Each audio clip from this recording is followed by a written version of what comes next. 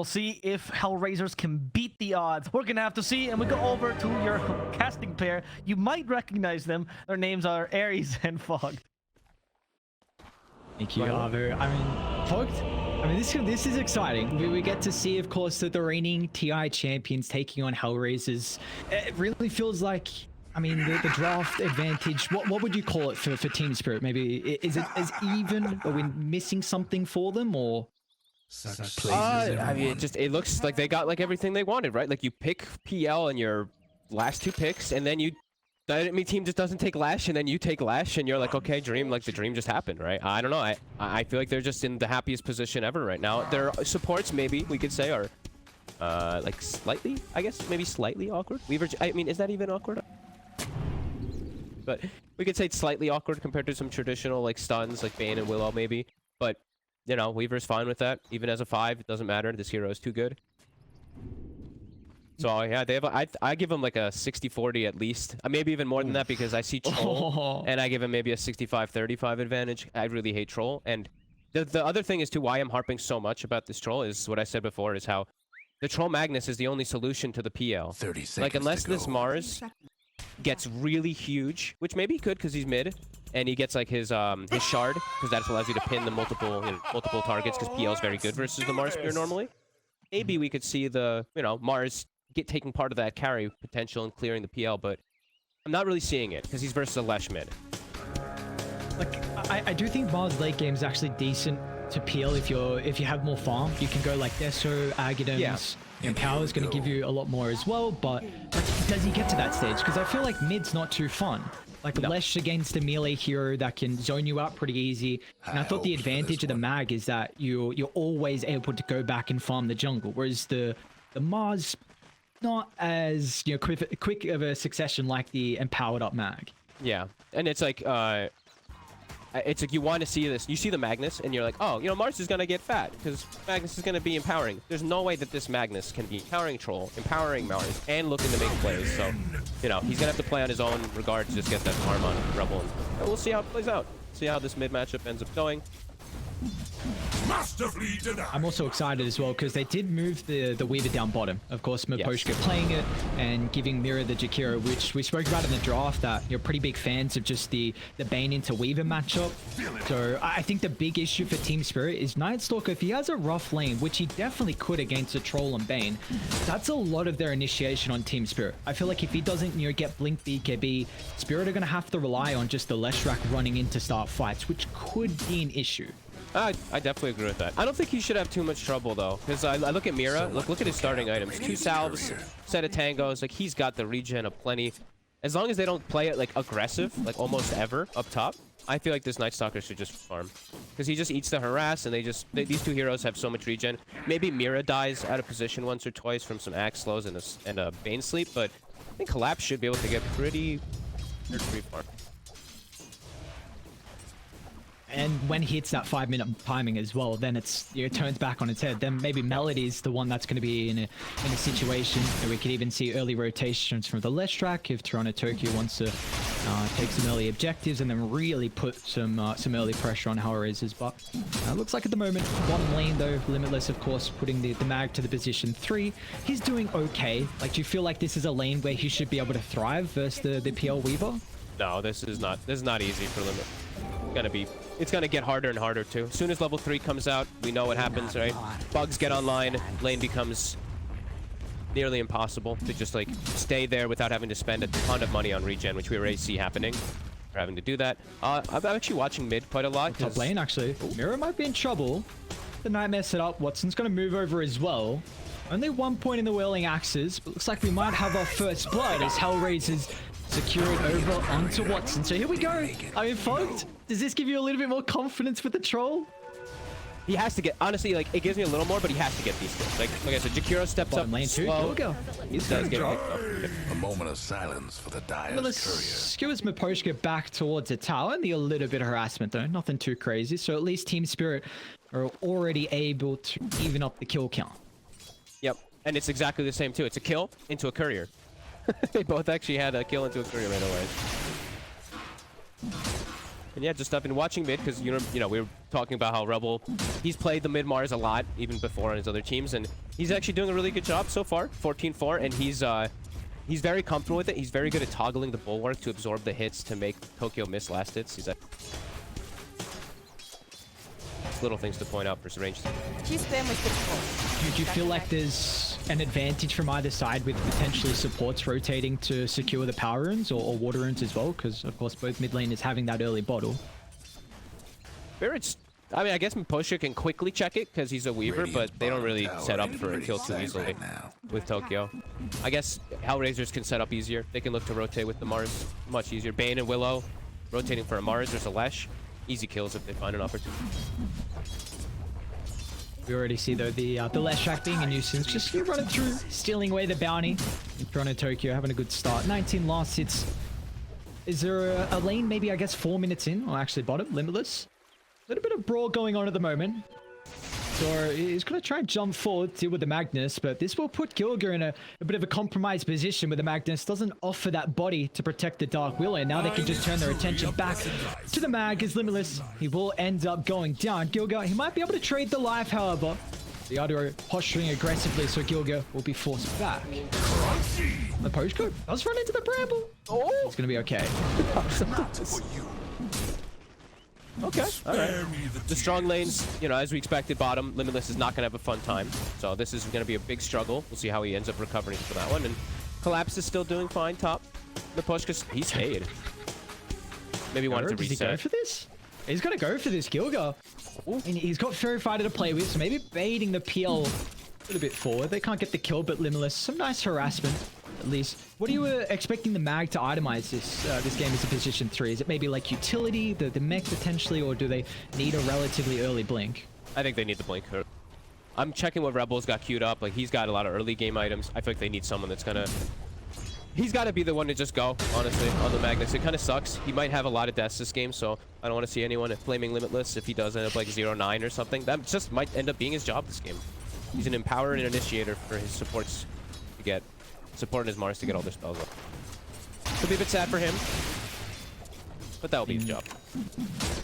Even taking a look at Watson's item build, he's got the Battle Fury queued up. So even with the potential in power to buff him, he still feels like he needs his item to maybe deal with the Phantom Lancer. Okay. He's getting the really secured safe lane, like pretty much every single last hit, because it's Bane Troll, super strong lane, but okay. He's even got the phase boots too. Seems a bit all in onto just wanting to deal with the cleave, but does adjust or not. I never really like Battle Fury on Troll personally. Do you feel like just Maelstrom allows you to come online just a little bit faster? Yeah, it does usually, but I guess it's just like the double cleave. He doesn't want the Magnus to be coming to him all the time or something, and it does give you that extra bit of regen, which of course, you know, Maelstrom just doesn't give you anything for spamming. But I don't know, we'll see. I'm all eyes on RE1BL if he looks to make a move now. He did get the haste at 6 minutes in. He's got the arena as well, so this could be a way for HellRaisers maybe to find a quick kill and maybe get an advantage through one of the side lanes. Haste! Right now, lanes are looking pretty good. He's going to want to hit bottom. They're probably saying like, hey, Limitless is probably telling him, I'm having a pretty rough time. PL's getting absolute free farm. You can look to set up on something down here. That'd be great. Bit weak too, especially with... The Dire best do something about that bottom tower.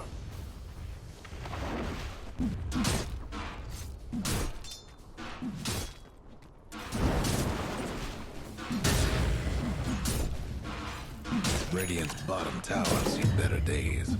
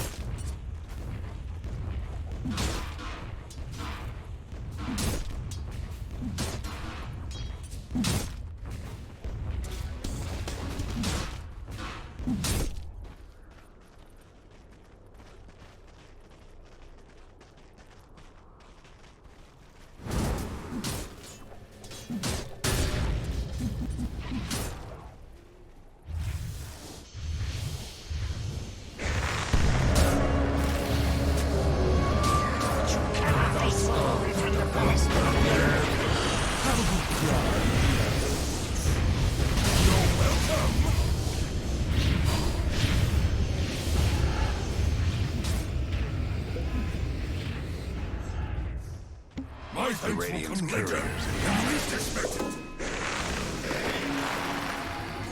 We are coin.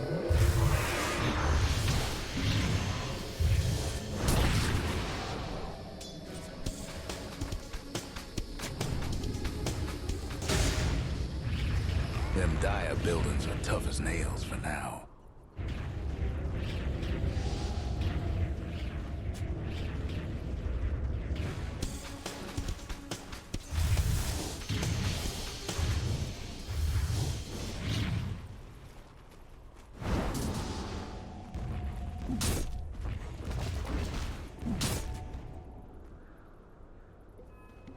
A tithe to the impurities.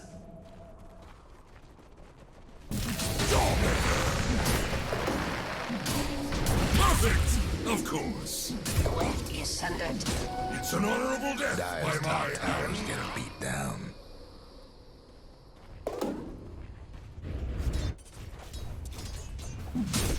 The Dire might want to mine their top tower.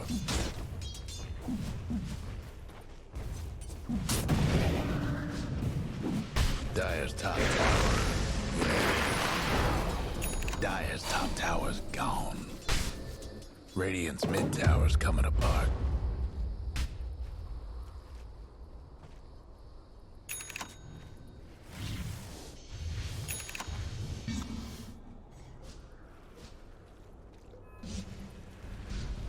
Dire's mid tower could use a little help.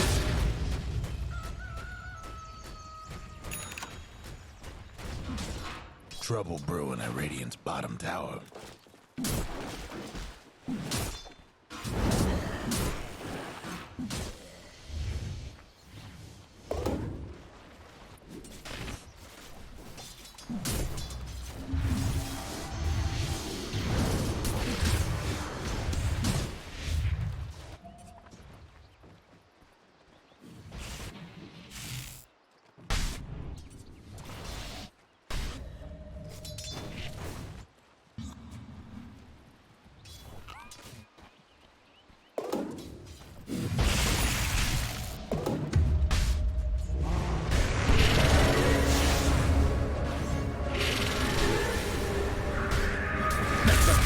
Killing spree!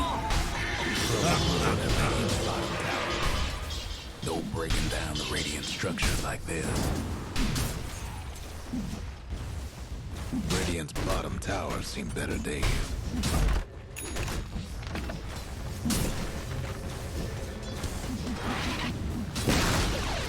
Radiant's bottom tower's done for.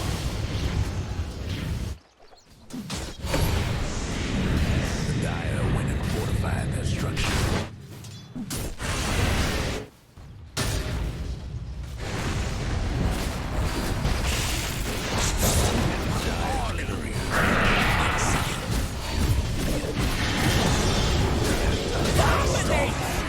Killing spree!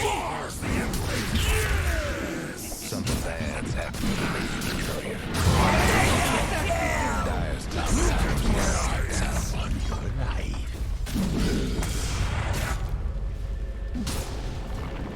You're welcome! Tim doesn't even describe it! darkness enfolds me. Radiant's bottom tower golden ain't a thread. pretty sight right now. All right, carry on.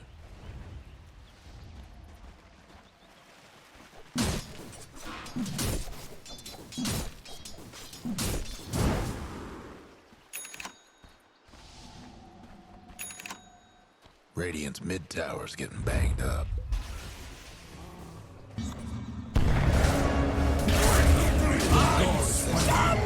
Why does anyone even try?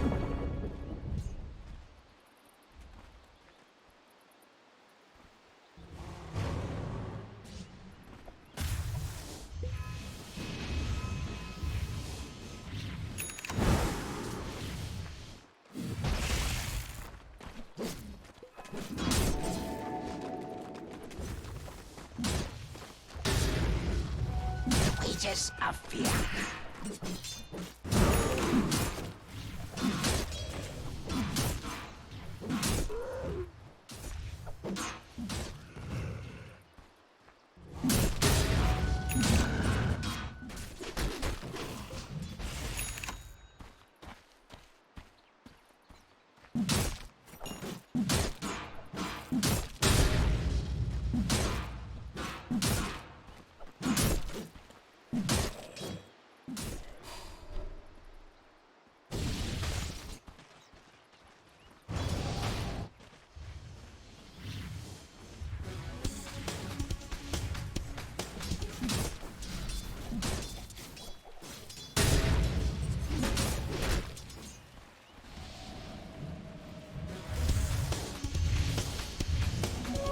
script to get the successful initiations. And they have Blink they've got now the on Blink deck. as well. Yeah. So there we go. I mean, you spoke about how he's probably going to be forced to go Blink. They do smoke. I think this time it wasn't under the ward. Try and target their forces over the triangle. Yotaro, at the moment, he does have Diffusal working towards Yasha. Maybe Toronto Tokyo is going to be the target instead. With the RP into the Fiend Grip, even further back to no assistance. Is Lesh down for 30, but again, the big issue, you can't really get any objectives off the back of that kill. I'm glad that it's no funny business though. Like, it's not like he like tries to go for a Blink Shockwave skewer play. Like, it's just like, no, I'm RPing. Like, we're just getting the kill. That's it. Now, sure, now they know that those two ults are down, so they're gonna push tower immediately. No Fiend's Grip, no RP. Dire's mid tower won't last much longer. And they I feel like- don't think they can hold this. I think that's going to be the story of the game, though. Nice deny. Okay, Melody.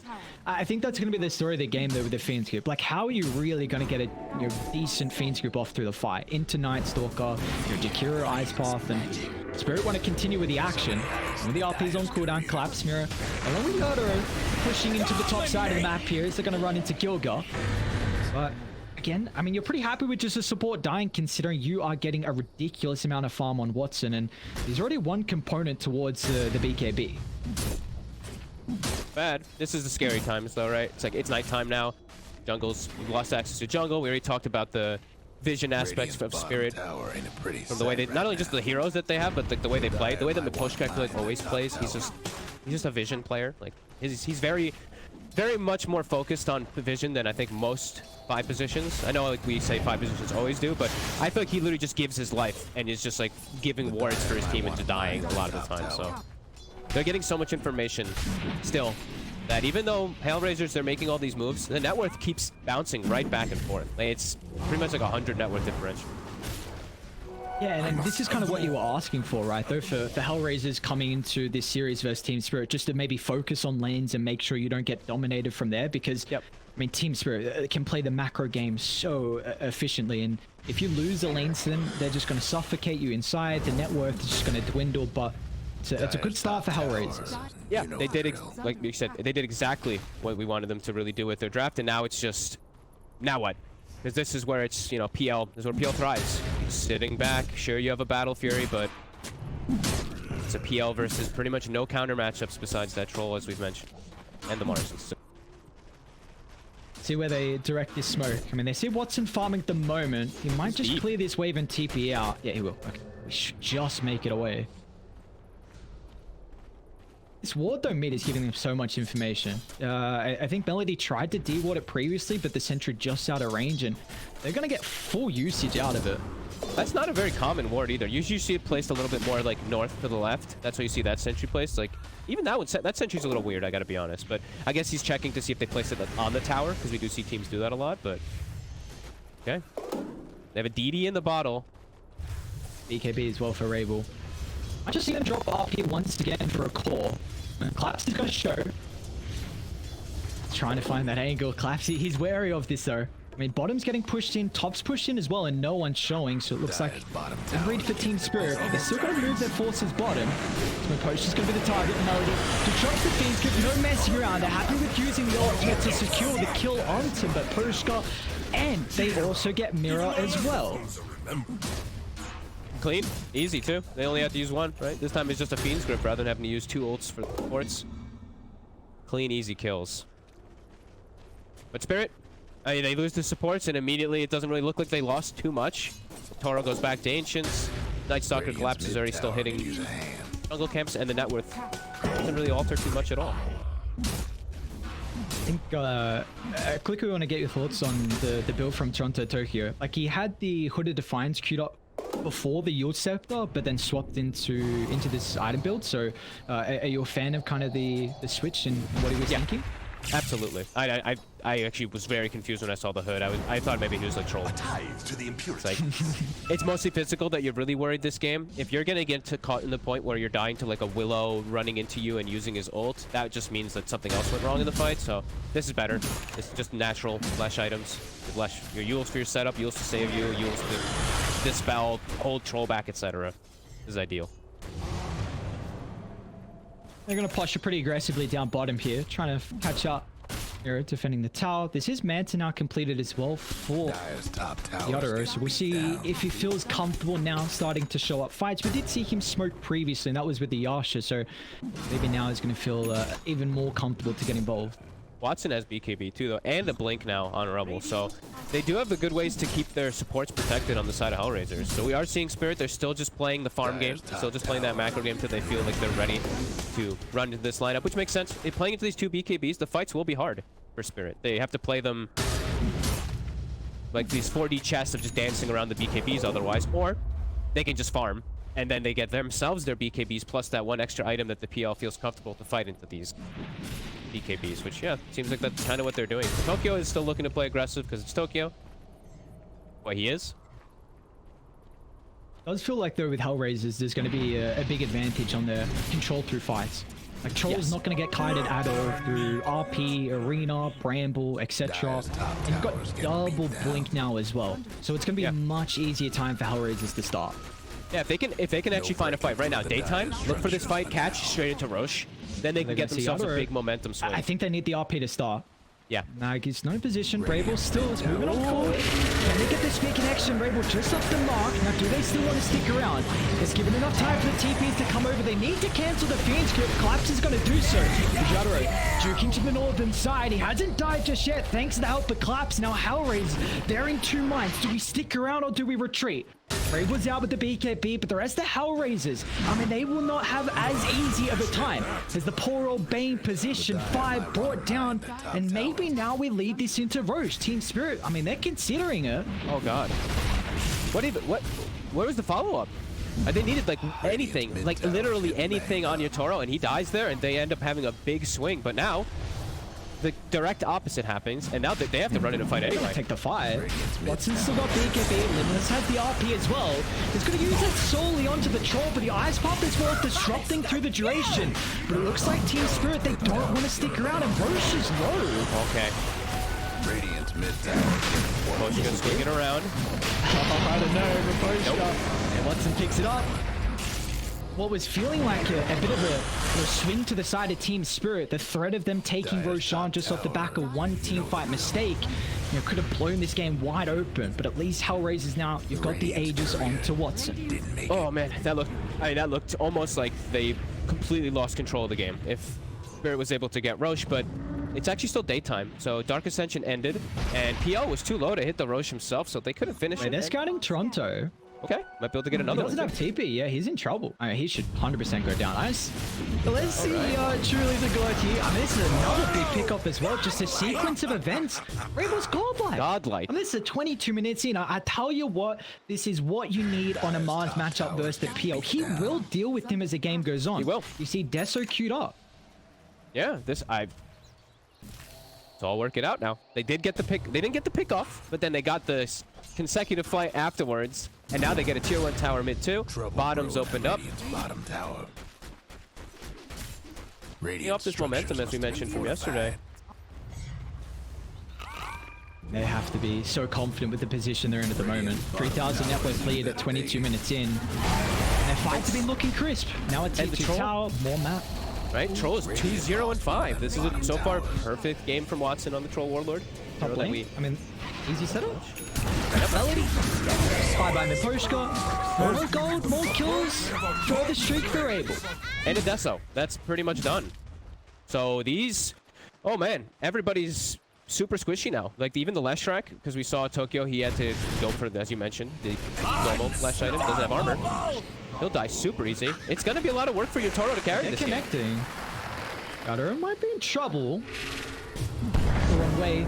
Not guessing the right illusion, and now once again Yadoro is able to blink out of the arena, but Limitless still continuing to hunt. Doesn't get the skewer back in, but at least it's close enough to Watson. Finds him snare. Yadoro's going to go down. Now they're looking to collapse as well with the Dark Ascension. The BKB is about to expire though, so Gilga, he'll follow up with a control and another kill going the way of HellRaisers. Rebel went for the last hit too. Dude, he's pumping up that Beyond God. Like pops of regen, they're all still healthy. Spirits losing control. Dire's bottom tower got blown. These towers are going to start to fall pretty fast as well. I mean, with the Deso onto Rabel. Guess what's happening? I cannot believe how farmed he is. How good of a game he's having.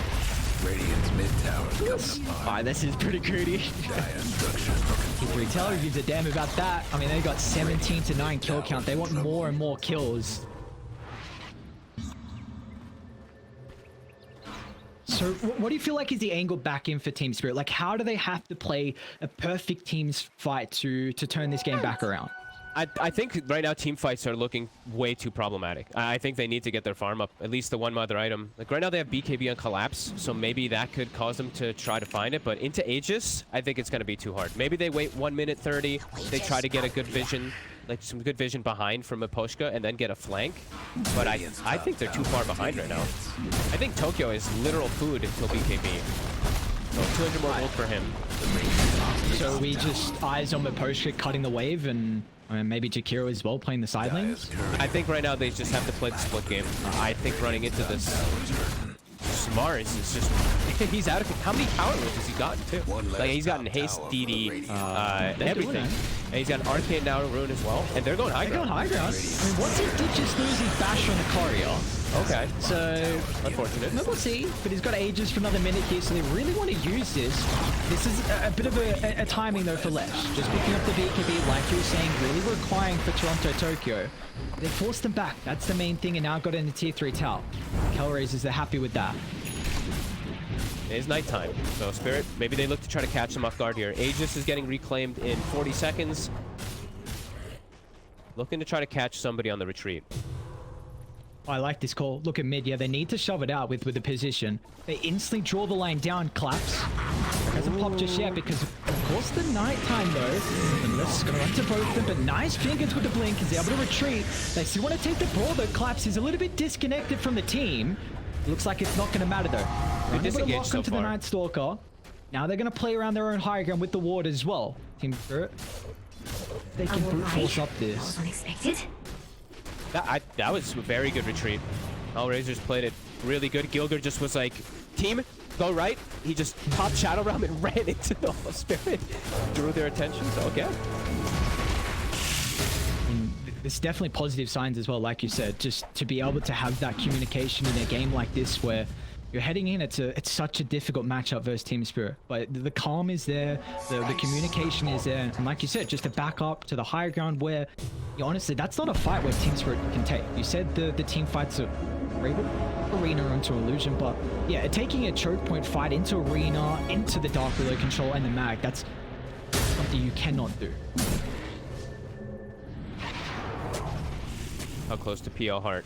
Still some time. That's the big timing that we're looking for your Toro at least, so that he's comfortable to fight. The BKBs are online for Tokyo and for Collapse, so they're feeling pretty good right now, but they need that nuisance PL for them to have chances still in the fights.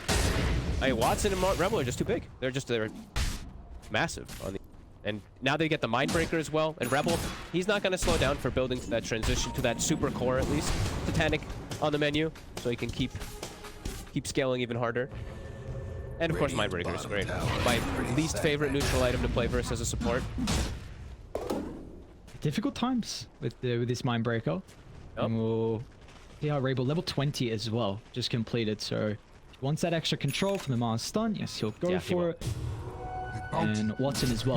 He's going for the plus 30 damage at the level 20. So even though it's a 5,000 net worth lead, won't, but it's starting to mellow out here after the Aegis advantage. We see HellRaisers aren't posturing as aggressively, but I feel like the next brawl is really going to commence with that second Roche. And I think everything is going to be a bit of initiation. It's like they're behind, so I think for HR, if they get the initiation, Spirit is behind, so if HR gets the clean initiation, they're going to like dominate the fight pretty hard. But if Spirit even gets, some type of vision aspect, they get any type of wraparound, we can see a different fight still coming out even though they're behind. This PL is still going to be a problem. As long as he's not fully controlled, be obnoxious. So are you looking to see HellRaisers probably look to put a lot more emphasis on their wards around the Roche Pit? Or yeah, like high ground wards, and just play around Roche Pit. You can't let yourself be the ones to get jumped on, and you ideally want to fight during daytime, so play around Dark Ascension. Right now, they're playing it really clean. One thing I've been really impressed with for Eastern European Dota is just the early commitment into gems, and I feel like this could be a game where you consider it. Just because you're against a Night Stalker, you need that extra advantage. I guess it's a little bit difficult on who's going to hold it because how poor the mag is, but yeah, it could be something they consider. Yeah, Here's what's happening. I like these like early jet bait. I think it's a risk. That's where you can put you lose the gem on like because a Night Stalker catches you like in your Bane or something. Like, you can't put it on these squishies. The Dire I think it's too scary for a full comeback happening. Just can't do nothing about Dire for now. structures right now. Go time! For Team Spirit, they're doing exactly what you were asking for, though. Poshka playing the side lanes with the Weaver, being that nuisance. You know, they've given enough farm to the heart to be completed. Lesh is also, you know, working towards the Shivas as well. So they are still getting their farm on Team Spirit. Catch on the side, that high ground ward. You're pretty fine with that, I imagine, for Team Spirit. Like, it's inevitably going to happen. And they're actually going to smoke They're up. smoking. Okay. I guess they got the information that multiple heroes are botting. RP? Oh, holy RP! Watson's nearby as well with Ravens follow-up. Two heroes just evaporate. Now they're on to Toronto Tokyo. Watson's got the Scotty, so there'll be no escape. A bash for good measure as well. And bye-bye Leshrac. I mean, Yotto is still playing the outskirts, maybe trying to force out the life of Watson, but I mean, now you got 4 pickoffs. What do you consider on HellRaisers? Is it the high ground siege? You got your whole team up. I think you want to start knocking at least a little bit. Satanic finished up on Rebel too. Another power rune for him. 12-0 and 5. Look at this performance from Rebel. 12-0-5. Toronto Tokyo is 1-4-4. One of the quietest games I feel like I've seen from him, especially on a hero like Lesh. Have fun trying to bust down Dominated. structures now. And he has been really strong showing from the HellRaiser cause, and they're going to force out a glyph and back up. They used Arena RP as well, with Roshan up in 17 seconds. So the Team Spirit with the fight. The thing for me that is impressive with especially that last engagement is they were prepared. That just showed how ready, especially Limitless was for them to come make a play. Because they got the... I think they recognized that Spirit's going to make a move because they showed 2 supports bottom. So they're like, just be ready.